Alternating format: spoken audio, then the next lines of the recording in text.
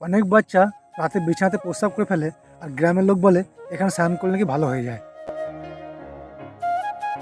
নমস্কার, আমি সুকান্ত। আমাদের প্রত্যেককে স্বাগত আরও একটা নতুন ব্লগে।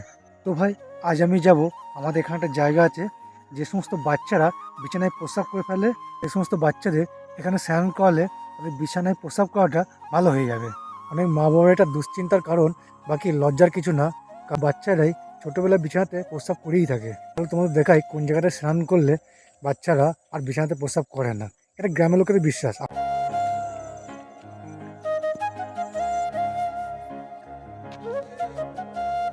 তো গাইজ, ফাইনালি লোকেশনে পৌঁছে গেছি। আর চলো আপনাদের দেখাই। এই জায়গাটা দেখছেন, এই জায়গাটার নাম হচ্ছে গিয়ে আমাদের চড়কতলা। এখানটাতে চড়ক পুজো হয়, বছরে একদিন মেলা হয় এখানটায় চড়ক পুজোর দিনে। যে ফাঁকা মাঠে অবস্থিত, আর চারদিকে চারটে গ্রাম আছে, এই চারটে গ্রামে চড়ক পুজোটা এখানে হয়। এখানে দেখতে পাচ্ছেন, এখানে অনেক ঠাকুরের মূর্তিও আছে, রেখে গেছে। হয়তো কারো মানত ছিল, তাই তো মূর্তিগুলো এখানে রেখে দিয়ে গেছে।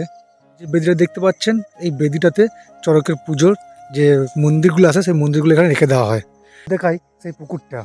গ্রামের লোকেরা বলে এই পুকুরটাতে স্নান করলে নাকি বাচ্চা রাতে আর প্রস্রাব করে না বিছানাতে। আর বিছানাতে প্রস্রাব করাটা বাচ্চাদের কমনই, তার জন্য কোনো টেনশন নেওয়ার কিছু নেই। তবে কতটা বিজ্ঞানসম্মত সেটা আমারও জানা নেই, না আগে এখানটাতে সবাই এটাই মানতো। তবে আমি বলবো, ঠিক হোক বা না হোক, স্নান করতে ক্ষতি নেই, একদিনে পুকুরে স্নানই করবে, যদি ঠিক হয়ে যায়। আর সবটাই বিচার বিবেচনা আপনার কাছে। বাকি আজকের ভিডিওটা এই পর্যন্ত। যদি ভালো লাগে একটা লাইক করে দেবেন, আর চ্যানেল নতুন হলে সাবস্ক্রাইব করে দেবেন।